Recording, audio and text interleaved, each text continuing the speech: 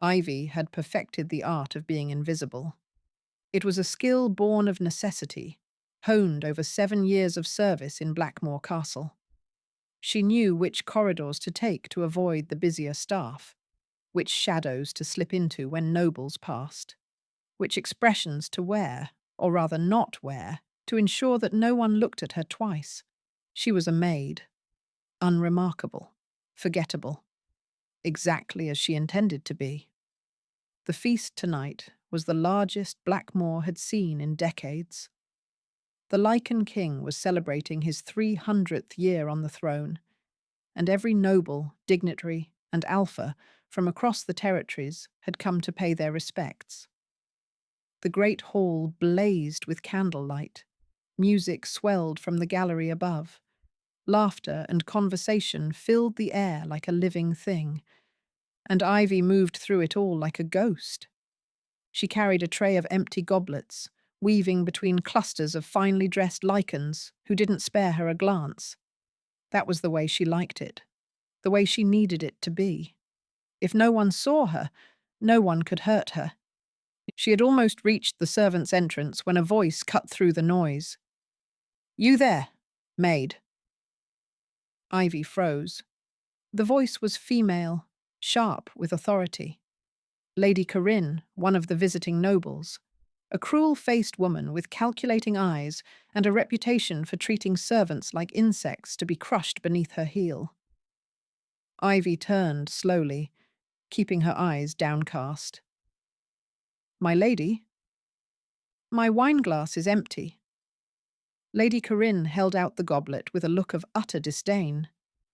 "Did they not teach you to pay attention, or are you simply too stupid to notice?" The words landed like blows. Ivy had heard worse, much worse, but they still stung. "Forgive me, my lady." She took the goblet and added it to her tray, keeping her voice soft and expressionless. "I'll bring you a fresh one immediately." "See that you do, and try not to trip over your own feet this time. Honestly, the quality of servants in this castle—" Lady Corinne was still talking, but Ivy had already begun her retreat, slipping back into the crowd, letting the noise swallow her whole. She would fetch the wine. She would deliver it without incident. And then she would disappear into the kitchens and hope that was the last she saw of Lady Corinne tonight. She had almost made it to the servants' corridor when she collided with something solid. The tray flew from her hands. Goblets scattered across the floor with a crash that seemed to silence the entire hall. Ivy stumbled backward, her heart lurching into her throat, and strong hands caught her before she could fall. "Careful." The voice was deep, rich. It resonated through her chest like the lowest note of a cello. Ivy's breath stopped. She looked up. The Lycan king stood before her. He was everything the stories said and more. Tall, impossibly tall, with broad shoulders that seemed to block out the light. His hair was dark as a winter night, swept back from a face that could have been carved from granite. Sharp jaw, high cheekbones, a nose that had been broken at least once. But it was his eyes that pinned her in place. Golden, ancient, burning with an intensity that made her feel like she was standing in the heart of a fire. For a long, terrible moment, neither of them moved. Then Ivy remembered herself, remembered what she was. She dropped into the lowest curtsy she could manage, her forehead nearly touching the floor. "Your Majesty, forgive me. I didn't see."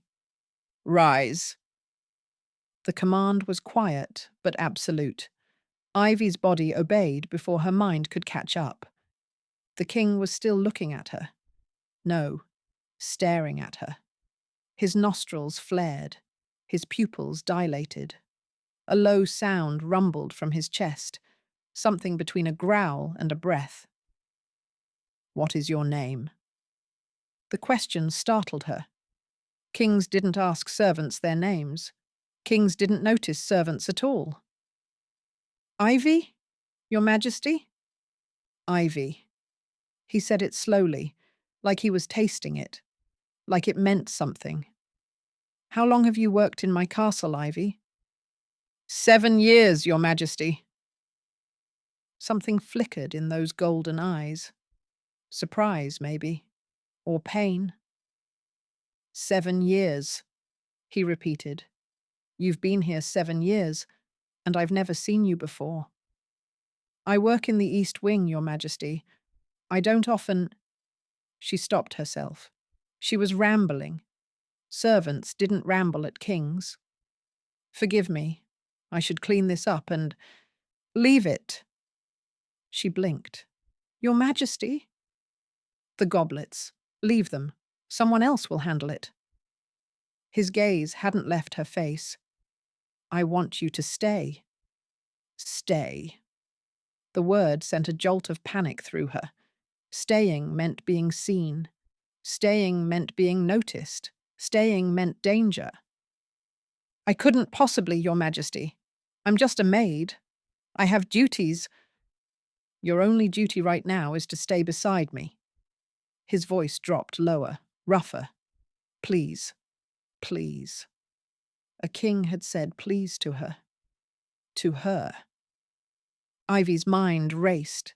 She didn't understand what was happening, didn't understand why the most powerful Lycan in the realm was looking at her like she was the only person in a hall full of hundreds, didn't understand the warmth spreading through her chest, or the way her heart was pounding so hard she could feel it in her throat. She should refuse, should curtsy and apologize and disappear into the servants' corridors like she'd planned. That was the safe thing, the smart thing, the invisible thing. But something in those ancient golden eyes held her in place. I don't understand, she whispered. Neither do I. A ghost of a smile crossed his harsh features. 7 years. You've been in my castle for 7 years, and I'm only finding you now. He shook his head slowly. The fates have a cruel sense of humor. Before Ivy could respond, Lady Corinne's voice cut through the crowd. Your Majesty! The noblewoman approached with a smile that didn't reach her eyes, completely ignoring Ivy. What a wonderful celebration! I was hoping I might have a word about the alliance between our territories. Not now.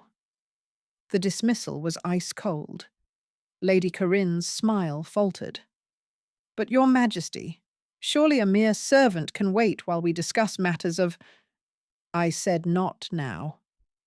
The king's voice dropped to something dangerous. And you will speak of my companion with respect, Lady Corinne, unless you'd like to explain to your territory why you've been banned from Blackmoor entirely. Lady Corinne went pale. Her eyes darted to Ivy, finally seeing her, finally registering her presence, and something like shock crossed her features. Of course, Your Majesty. Forgive me. She retreated quickly, disappearing into the crowd. Ivy stared after her, her mind reeling. Companion. The king had called her his companion, had threatened a powerful noble on her behalf. I don't understand, she said again, because it was the only truth she had.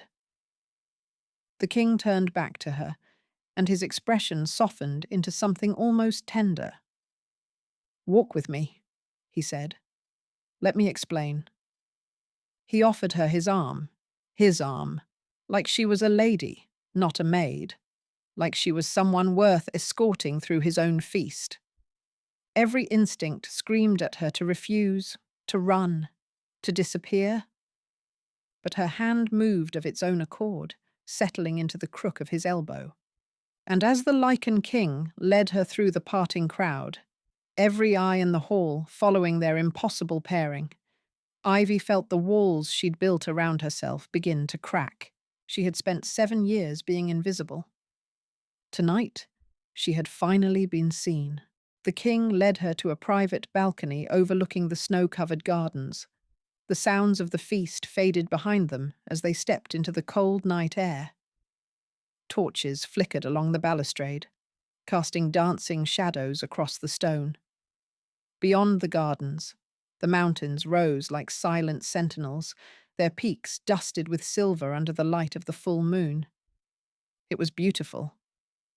Ivy had never seen this view before. Servants didn't linger in the places where royalty walked. But even the beauty couldn't calm the frantic pounding of her heart. The king released her arm and turned to face her. In the torchlight, his features looked sharper, more predatory. But his eyes, those ancient golden eyes, held something that looked almost like nervousness. "My name is Theron," he said. "I realize I never properly introduced myself." "Everyone knows who you are, Your Majesty." "Theron." His voice was gentle but firm. "When we're alone, I want you to call me Theron." Ivy stared at him. The request was absurd, impossible. Servants didn't call kings by their first names. The very idea was, "Please," he added, and there was that word again. Please. From a king who had never needed to ask for anything in 300 years. "I'll try," she whispered. "Theron." Something flickered in his expression. Satisfaction, maybe, or relief. He turned to lean against the balustrade, his gaze fixed on the distant mountains. "Do you know what a mate bond is, Ivy?" The question caught her off guard. "I've heard of it. A connection between two souls. Lycans recognize their true mates instantly, by scent or something deeper." "Something deeper," he echoed. "Yes, that's one way to describe it." He was quiet for a moment. "I've been king for 300 years. I've watched generations of my people find their mates, fall in love, build lives together. And all that time, I waited, searched, hoped that somewhere out there, my other half existed." Ivy's breath caught. She was beginning to understand where this was going, and the understanding terrified her. "Tonight, I collided with a maid carrying empty goblets." Theron turned to face her, and the intensity in his gaze made her knees weak. "And the moment I touched her, the moment I breathed her in, I knew. After 3 centuries of searching, I found her, in my own castle, where she'd been hiding for 7 years." "I wasn't hiding," Ivy said automatically, then stopped. Because that wasn't true, was it? She had been hiding, deliberately making herself invisible, disappearing into shadows and silence so no one would ever notice her. "Weren't you?" Theron's voice was soft, not accusatory, curious. "You move through this castle like a ghost, Ivy. You avoid eye contact. You speak only when spoken to. You've perfected the art of being overlooked." He stepped closer. "Why?" The question cut straight to the heart of her, to the secrets she'd carried for 7 years, to the reasons she'd come to Blackmore in the first place. "It's safer," she whispered. "Being invisible. No one can hurt you if no one sees you." Pain flickered across Theron's features. "Who hurt you?" The question was so simple, so direct, and it cracked something open inside her that she'd kept locked away for years. "My father." The words came out before she could stop them. He was a merchant, successful, respected. And when my mother died, he changed, started drinking, started blaming me for her death. She died giving birth to me, you see. Every time he looked at me, he saw the person who killed his wife." Theron's hands curled into fists at his sides, but he didn't interrupt. "For 16 years, I was his punching bag, his scapegoat, the thing he took his grief out on when the drink made him cruel." Ivy's voice had gone flat, the way it always did when she talked about this. Emotions were dangerous. Emotions got you noticed. When I was 16, I ran. Ended up here, begging for work. The head housekeeper took pity on me, gave me a position in the East Wing, where I wouldn't have to interact with anyone important. And you've been here ever since. 7 years of safety. She finally met his eyes. 7 years of being invisible, of making sure no one ever noticed me, because being noticed always led to pain. Theron was quiet for a long moment. The torches crackled. The wind whispered through the gardens below. Then he reached out, slowly, giving her every chance to pull away, and cupped her face in his hands. "I see you," he said. "I see you, Ivy, and I will never, ever hurt you." Her eyes burned with tears she refused to let fall. "You don't know me. You just met me. How can you possibly promise?" "Because you're my mate." His voice was rough with emotion.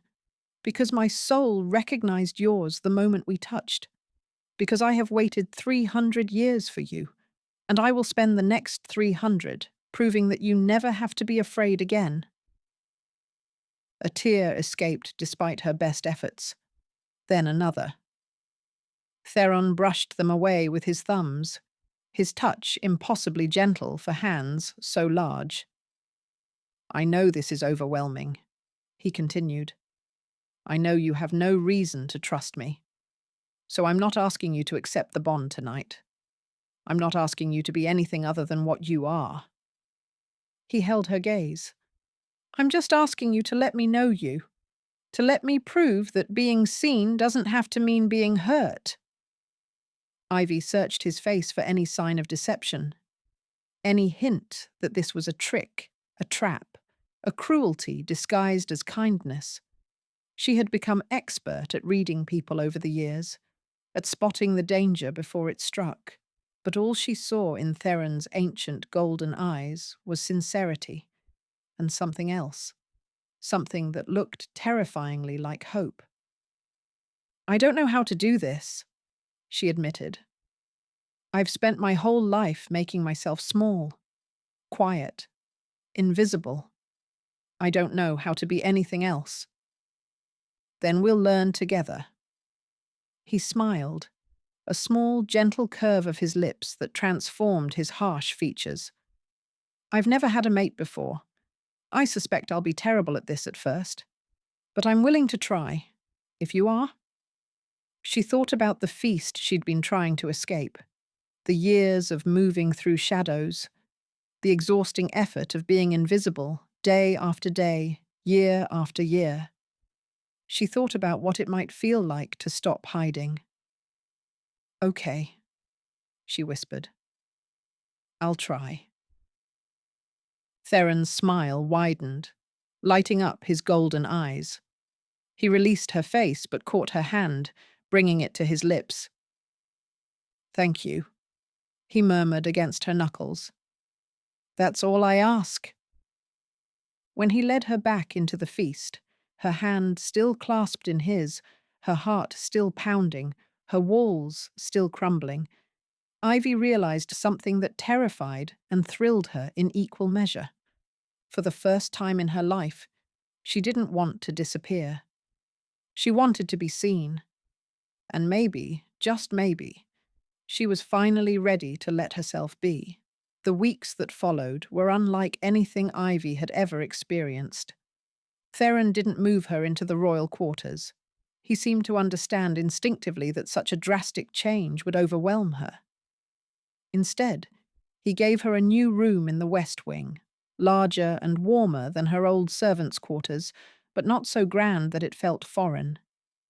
He visited her there each evening, bringing books and tea and quiet conversation. He asked her questions, not the surface questions that strangers asked, but real ones. What foods did she like? What made her laugh? Did she prefer sunrise or sunset, rain or snow, solitude or company? At first, Ivy didn't know how to answer. No one had ever cared about her preferences before. No one had ever asked what she wanted. But Theron waited, patient, unhurried, like her answers mattered, like she mattered. Slowly, hesitantly, she began to open up. She told him about the books she'd borrowed from the servants' library over the years, adventure stories mostly, tales of heroes who escaped their circumstances and found something better. She told him about the garden behind the east wing, where she sometimes sat on her rare days off, watching the birds and pretending she was somewhere far away. She told him about the songs her mother used to sing, the ones she barely remembered, but hummed to herself late at night when the loneliness grew too heavy. And with each secret shared, each wall that crumbled, she felt something changing inside her. She was learning to take up space. "You're different," Helena, the head housekeeper, observed one morning. The older woman had been watching Ivy with knowing eyes for days. "You look at people now. You speak without being spoken to first. You even smiled at the cook yesterday, nearly gave the poor woman a heart attack." Ivy felt heat rise to her cheeks. "I'm sorry. I didn't mean to. Don't apologize." Helena's stern face softened into something almost maternal. "It's good to see. After all these years of watching you drift through this castle like a ghost, it's good to see you finally coming alive." Coming alive. That was exactly what it felt like. That afternoon, Theron found her in the West Wing garden. Her garden now, he'd informed her with a smile, for as long as she wanted it. She was sitting on the stone bench beneath the old oak tree, her face tilted up to catch the weak winter sun. "You look peaceful," he said, settling beside her. "I feel peaceful." The admission surprised her. Peace had always felt like something that happened to other people. "I didn't know it could feel like this. Being noticed, being known. I always thought it would be terrifying." "And now?" She turned to look at him, this ancient king who sat with her in gardens and brought her tea, and looked at her like she hung the stars. "Now I think maybe I was just being noticed by the wrong people." Something fierce blazed in his golden eyes. He reached out and tucked a strand of hair behind her ear, his fingers lingering against her cheek. "You deserve to be seen, Ivy, not as a servant or a ghost or a target, as the extraordinary woman you are." "I'm not extraordinary." "You survived 16 years of abuse." His voice was rough. "You escaped at 16 with nothing but the clothes on your back. You built a life here, a safe space, entirely on your own. You taught yourself to be invisible because it was the only way to protect yourself." His hand cupped her face, tilting it up to meet his gaze. "That's not ordinary, Ivy. That's remarkable." She didn't know what to say, didn't know how to process the way his words made her feel, like something cracked and broken was slowly being put back together. "I want to kiss you," Theron said quietly, "but only if you want me to." Her heart stuttered. They'd been careful these past weeks.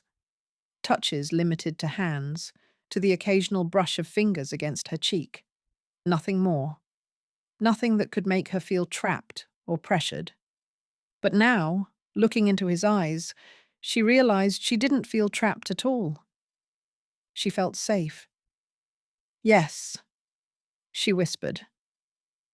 He kissed her slowly, gently, like she was something precious that might break if he wasn't careful. His lips were warm against hers, his hand steady on her cheek, and Ivy felt something inside her unfurl, a flower that had been waiting years for sunlight finally turning toward the light. When they parted, she was trembling, not from fear, from something else entirely. I think I'm falling in love with you, she breathed. Theron's eyes went bright, wet. His forehead dropped to rest against hers. I fell in love with you the moment you looked at me in that hall, he murmured. I've just been waiting for you to catch up. A laugh escaped her, startled, unpracticed, rusty from years of disuse. Theron pulled back to look at her, wonder spreading across his features. That's the first time I've heard you laugh, he said. It's the first time I've laughed in years. He kissed her again, deeper this time, and Ivy let herself fall into it, let herself feel, let herself want.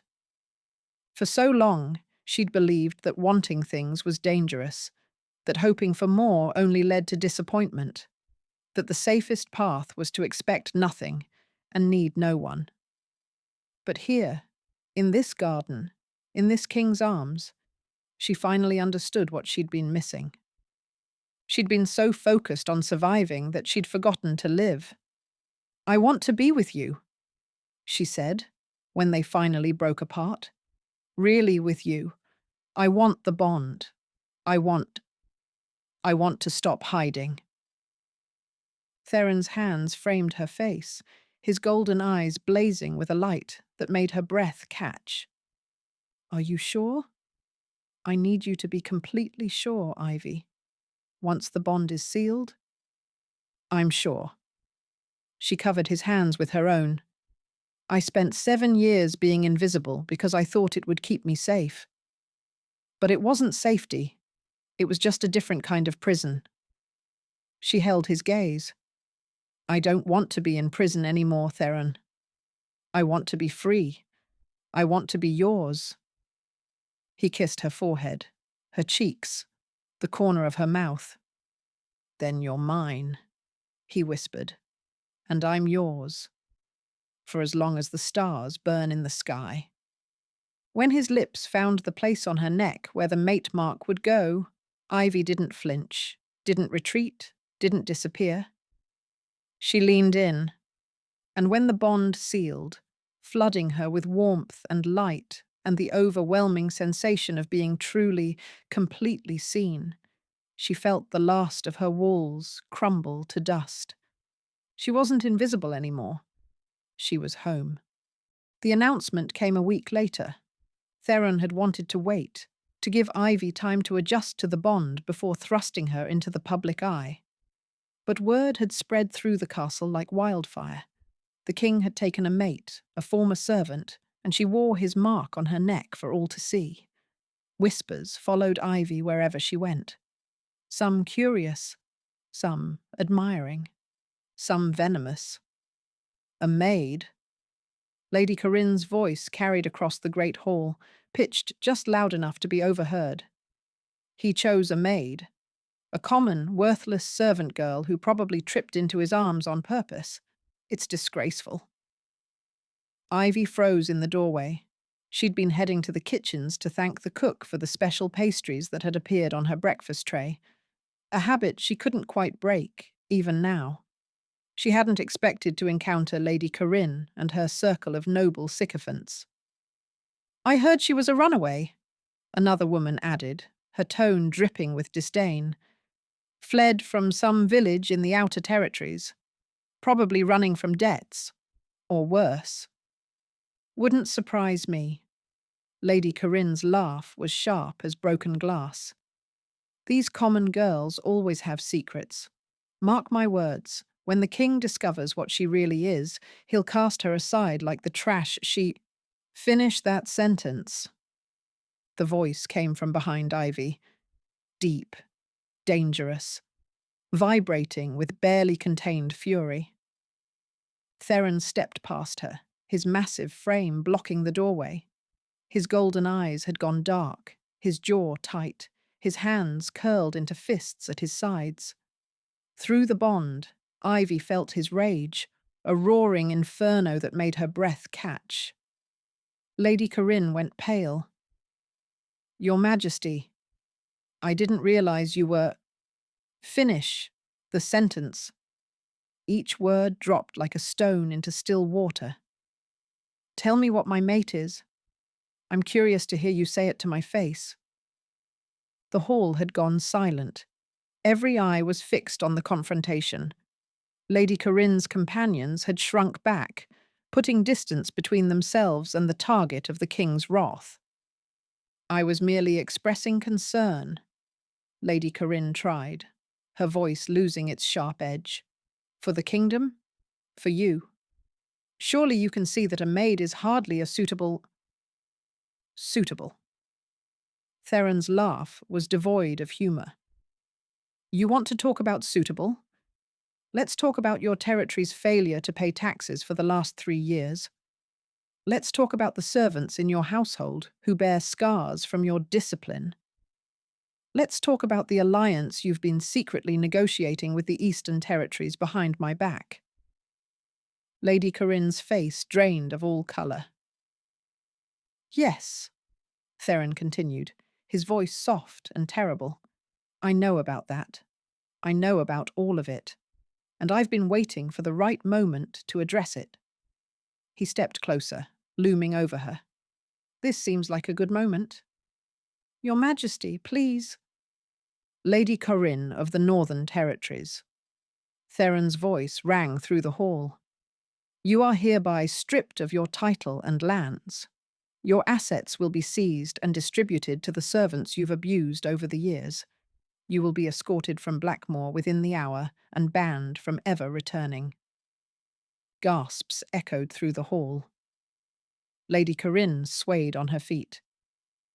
You can't, she whispered. The other nobles will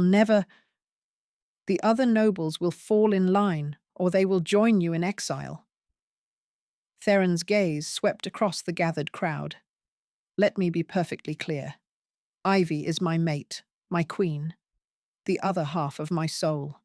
Anyone who insults her, threatens her, or speaks of her with anything less than complete respect will answer to me personally.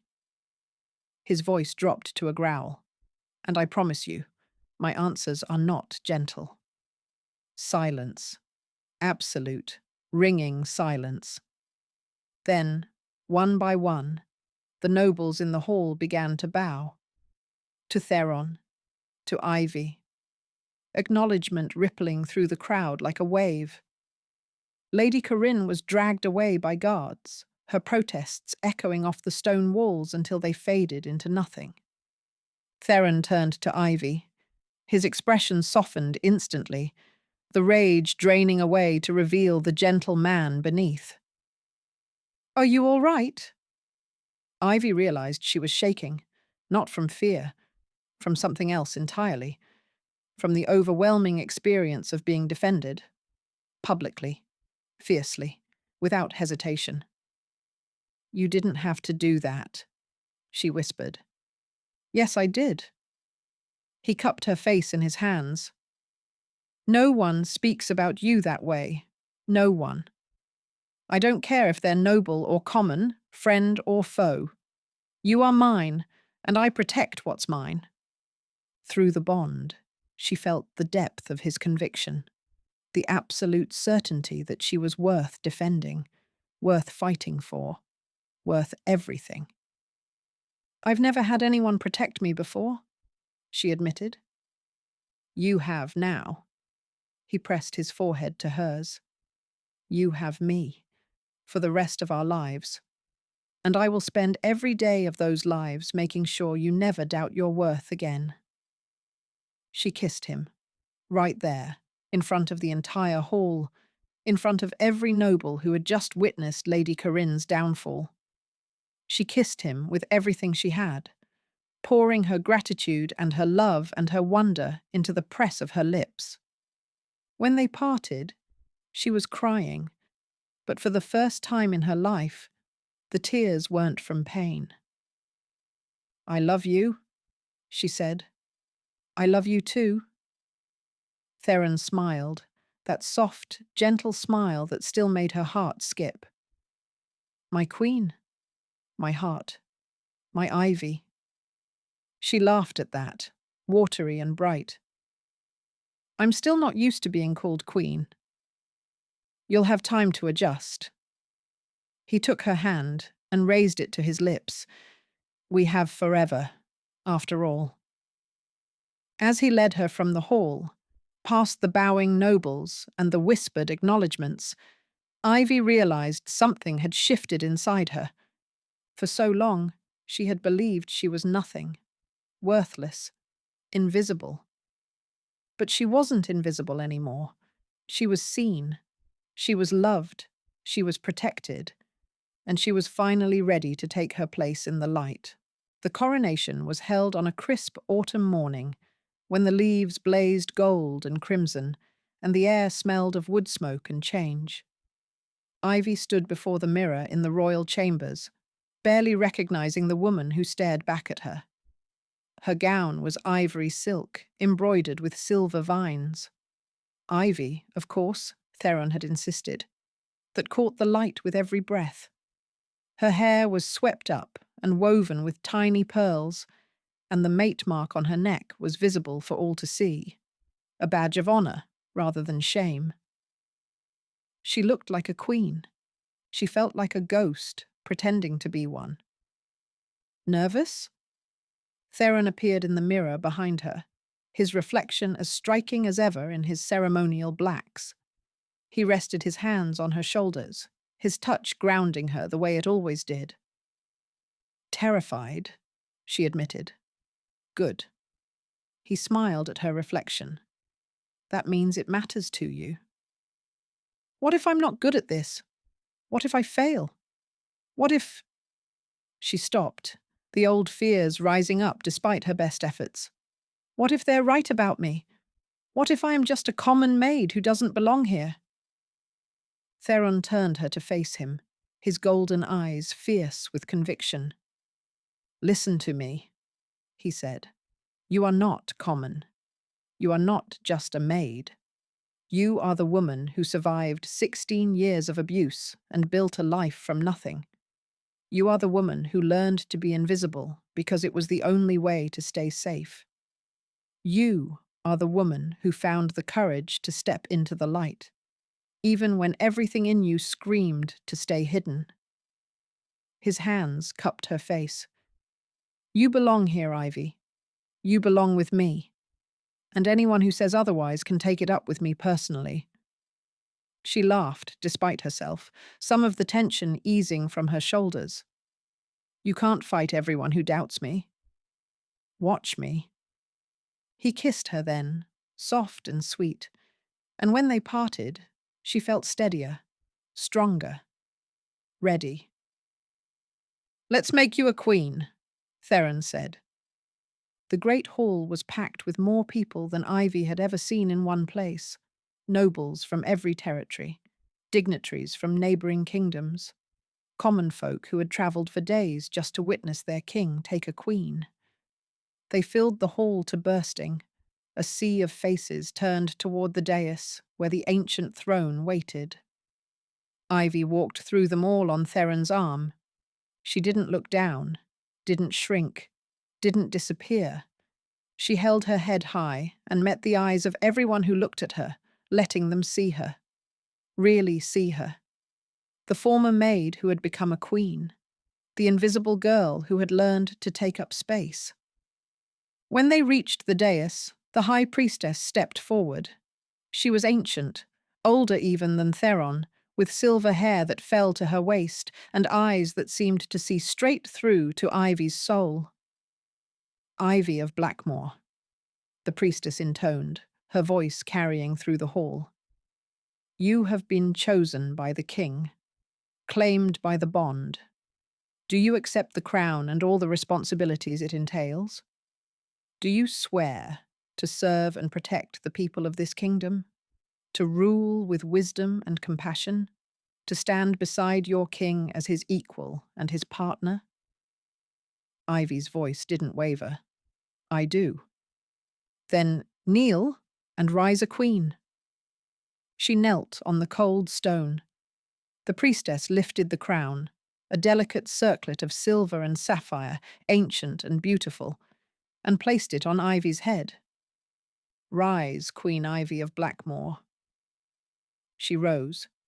The hall erupted in cheers. Howls of celebration echoed off the stone walls, a symphony of approval and acceptance that washed over her like a wave. Ivy stood there, crown on her head, mate mark on her neck, and felt tears streaming down her cheeks. Not tears of pain, not tears of fear, tears of joy.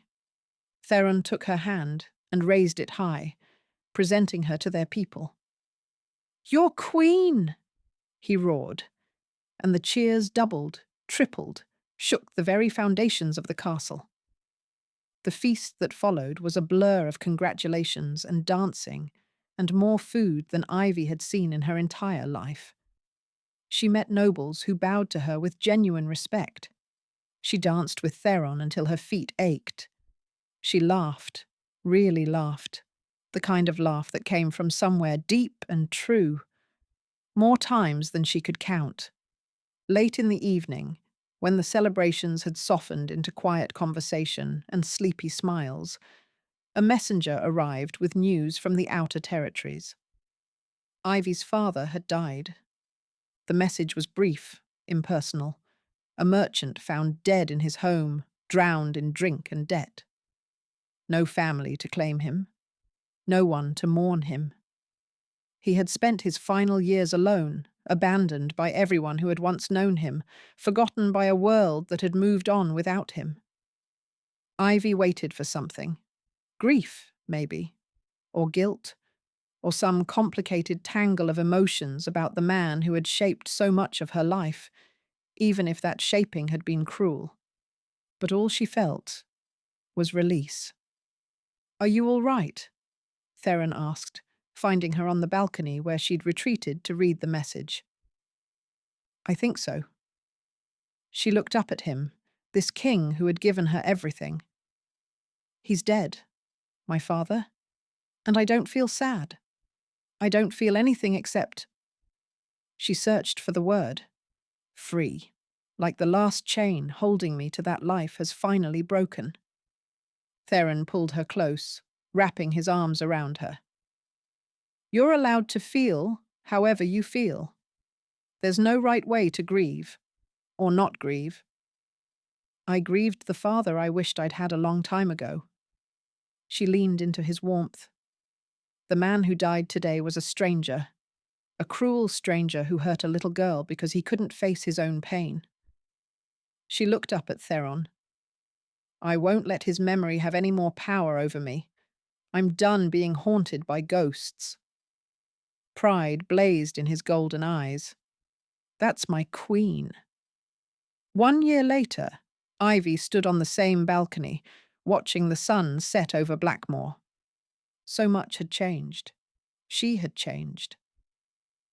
The silent maid who had tried to leave a feast early was gone, replaced by a queen who spoke in council meetings and advocated for servants' rights and laughed freely and often.